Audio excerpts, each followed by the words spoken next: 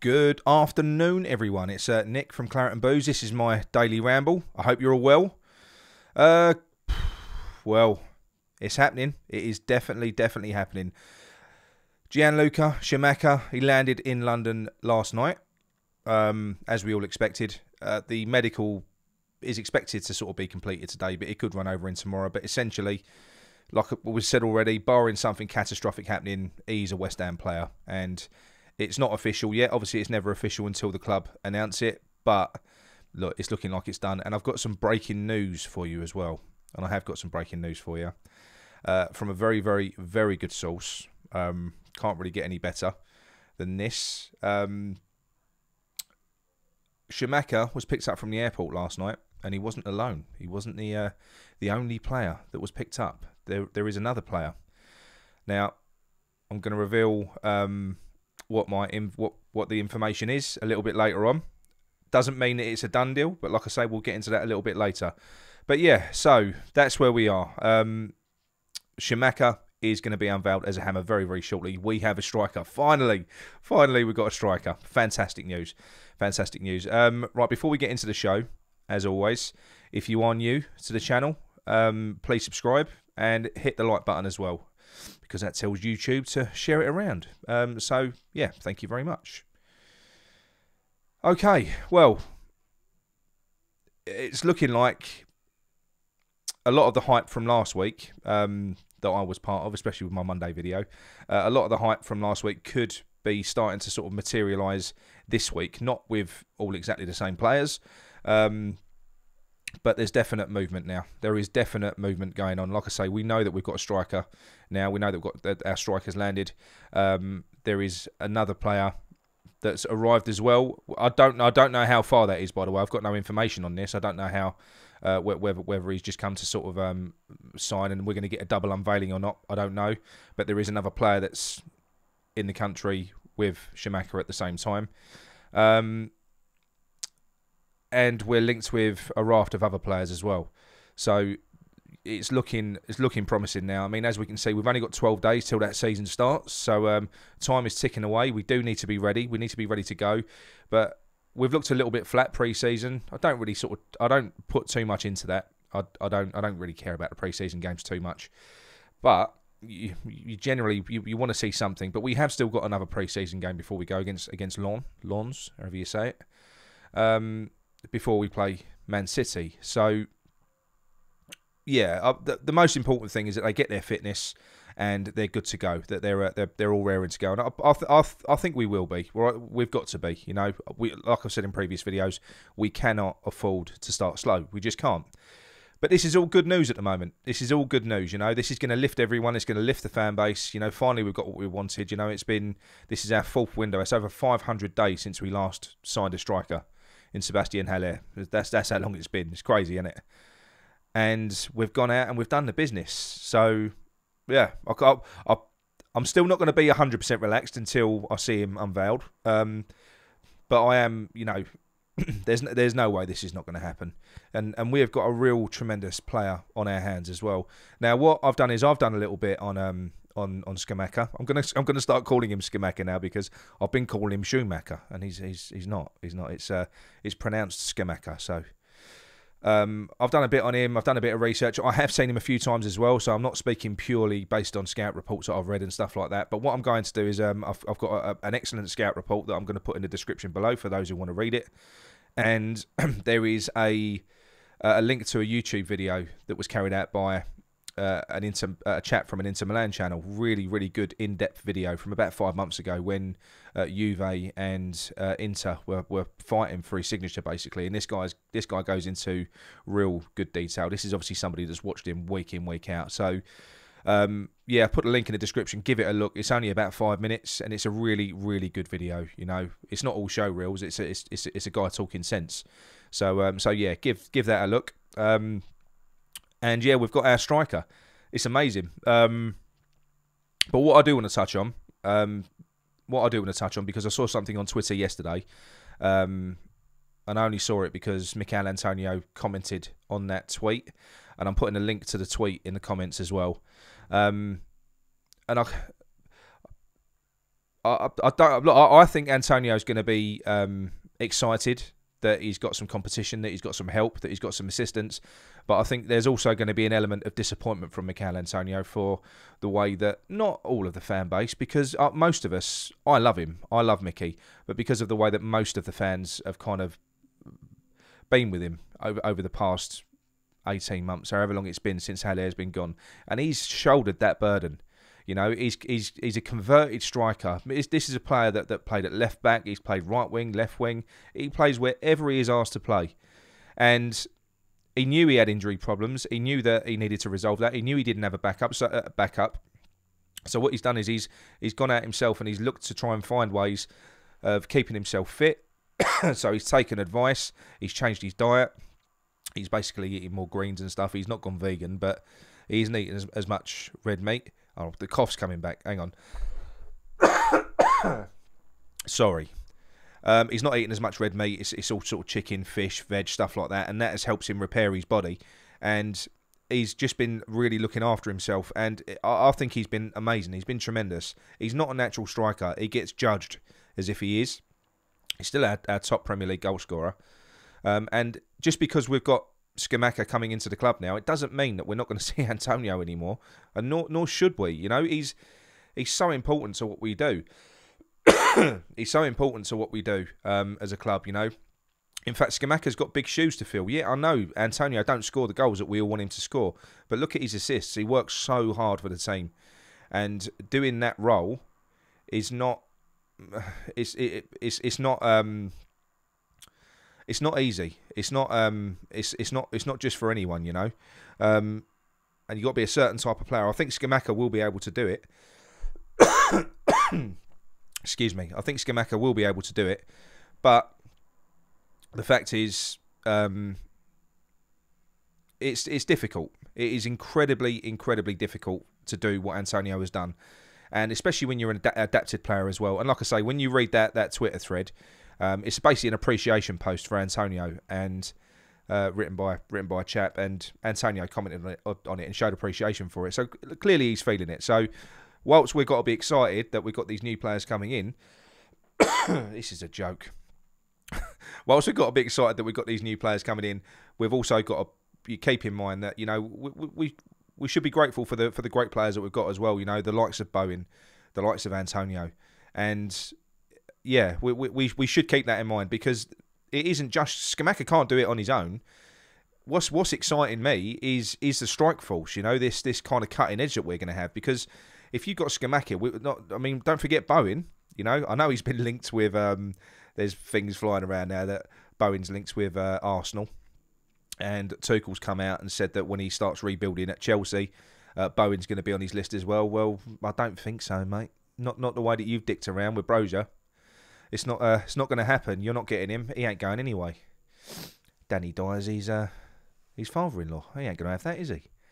But we're going to have such threat now. And like I say, Antonio and Bowen and Scamacca, 3 amazing options. And we're not done yet. We're not finished yet.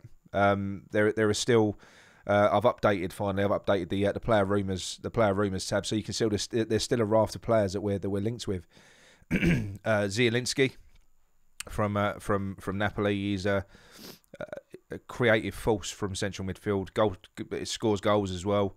So the centre of the park is going to be overhauled, which is what we need. And Onana as well. That's gone quiet, which I'm encouraged about, because we placed a bid and there's been no news coming out the club that it's been knocked back, and we've just been coming back with higher bids every time. I think we're on like our 4th bid now.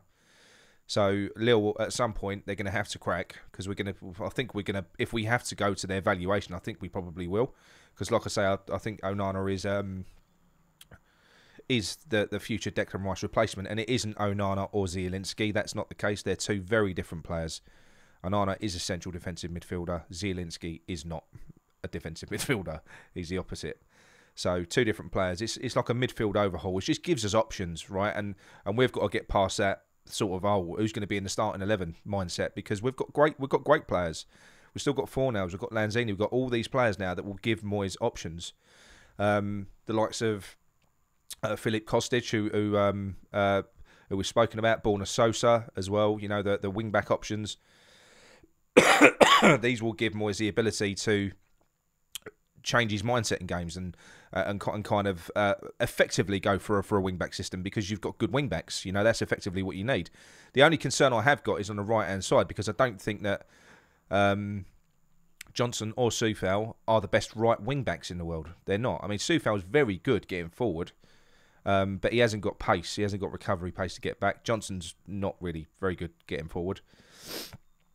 But the player that I'm most encouraged with, the player I'm most encouraged with is Harrison Ashby, who's come out. He's shown great attitude and shown a great attitude in a recent interview, and he's basically said, I want to be around the first team squad, and I want to compete with the other guys for that starting berth. So Harrison Ashby, and he's a top talent, this kid as well. He looks physically ready now, from what I've seen of him. You know, he's quicker, he can defend, he's very good going forward. I think he could be the right wing-back option, you know, a good replacement for Flash. Possibly a better player as well. So, yeah, that's all encouraging. I'm really keen to get the season started now, and we haven't got to wait long, because the one thing that I have noticed is, and I am concerned about, now Mark Noble's gone, what's driven us on in the past few years and beyond that as well is that togetherness. Is that togetherness that we've got. We've overachieved because we've been a close-knit squad. It's been like a family type of feel. It's going to be interesting to see how that works with a load of new players added into the mix. And also with Mark Noble gone, because there's going to be a different dynamic for David Moyes to manage. You've got Declan Rice, who's a new captain, and I know he was a captain last year, but he weren't club captain. You know, Mark Noble he done a lot of work behind the scenes that we didn't know or appreciate. Settling players in, keeping them on track, keeping the mood up in the club as well, because he used to dick around a lot and wind people up. He was just he was a manager's dream to have in your team. You know.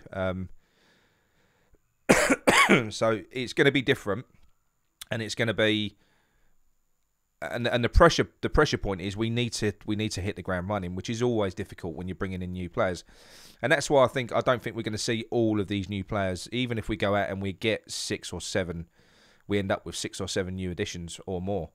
We can't expect them to all go straight into that first team, so we're going to have to be a bit patient, because that never works. It never works. You have to wait for them to develop relationships with each other and stuff like that. So they will be introduced slowly. So the fans will need to understand that. They you know, and I'm just as impatient. I'll get the ump, you know, especially if, I don't know, you know, a striker misses a shot.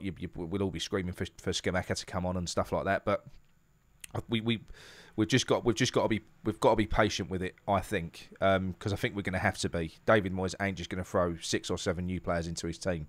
It's not going to happen. Not many managers would, to be fair. It's not clever.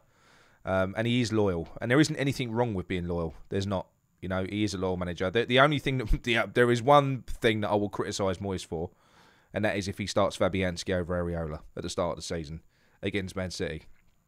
That would irritate me no end. So I hope that don't happen. But yeah. So look, it's all good news. It's all positive, encouraging news. We've got so many players that are rumoured to be coming in. Like I say, I've already mentioned Onana. We've mentioned Zielinski. We've mentioned Scamacca, who we know is coming in. Kostic, Borna Sosa. We're still linked with Sarr. Well, I say we're still linked. They're loose links. We're linked with Sarr and Dennis, because I think their agent is just constantly pumping them out to anyone, like I say, those links, you will find the same links to our club, to all of the others as well. You know, Newcastle, Southampton, it's almost the same articles that you read for different clubs. The other player that we desperately need is a left back, and it's gone a bit quiet on the left back front because Masuaku's still here. Cresswell's obviously, you know, he's still a good player, but he does Cresswell does need to be the backup player now. And if we get someone like a Sosa in or a Kostic, they're not left backs. They're attacking left wing backs. That's what they are, or left wingers. You know, they're not as good in the left back position. So the one player that I'm hearing over and over again is Luke Thomas from Leicester, who are apparently in money troubles at the moment, and he's been offered to us. The agency is a Wesseman agency, so that's the one that David Moyes' brother had links with, and also Warburton as well. So the rumoured fee to be around about 20 million, which I think for a top English talent, a 21-year-old talent, you're looking at Cresswell Mark II there. You're looking at a left back for the next 10 years. So it's a no-brainer, providing we've got the budget to pay for it. But I think if he is available, the agents, we've got relationships with the agents. It's looking good on that front. I would expect I would expect us to try and progress that, and that would be a fantastic signing. It really, really would. The other one we're linked with is Diaz as well. There's still rumours that we're going to be going in for him. I don't see it now. If we've got Scamacca, we're looking like we're getting links with Kostic. We've still got Fornals. We've still got Vlasic. We've still got all these other players. Where does Antonio? Where does Diaz fit? He doesn't. I'm not saying he's a bad player, but Moyes just ain't going to buy players for the sake of it, and he ain't free. It cost about 10 million, so I don't see that one happening. I'll get rid of this cough at some point. So all right, look, let's get on with the other news that I've been told today, and that is Gianluca Scamacca landed at the airport, and he wasn't alone. I'm not saying they jumped in the same car together, but we had two players coming in last night. Now you can put two and two together. I've not had it confirmed. But it's been alluded to that it is Kostic. Now they've got the same agent. We've agreed a fee with Frankfurt, so it would make sense. The other one that you can look at as well is Raspadori from Sassuolo, who is his teammate, who we are also linked with for around about 25 million. You know, coming from the same club, it would make sense that they're, you know, coming in together. And the other one is Zielinski as well in Serie A. We're in talks with Napoli. I don't think we're that advanced yet, so I don't think, unless there has been a bid accepted. But it makes sense if we've got, in my opinion, it does make sense anyway. Like I say, I've been loosely told it's Kostic. It does make perfect sense that because they've got the same agent, that it would be Scamacca and Kostic coming in. Now that doesn't mean that Kostic is as far down the line as what Scamacca is. He could just be coming in for a tour, I don't know. Or it could be done. We could be getting a double unveiling.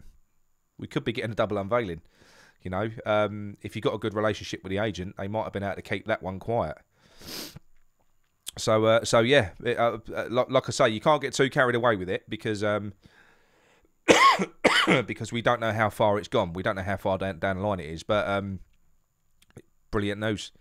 You know, I mean, how good would that be to get Kostic and Scamacca unveiled tomorrow? Then we move on to these other targets that we're talking about. I just think it'd be amazing.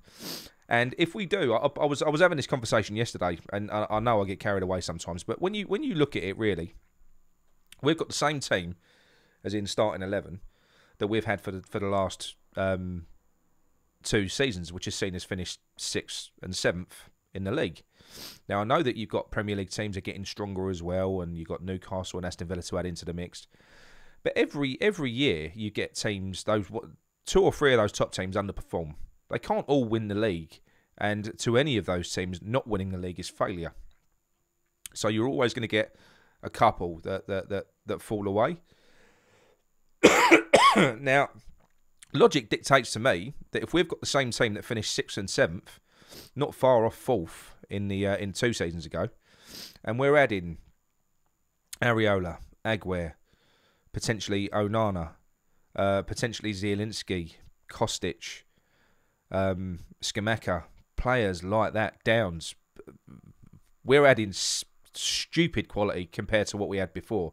You know, the quality level's going through the roof. We're going to have a much better squad, not bigger, because we didn't have a small squad last year. We just had a squad full of players that David Moyes weren't comfortable using because they didn't really offer anything. Well, this time around, that's not going to be the case because we're going to have better players on the bench.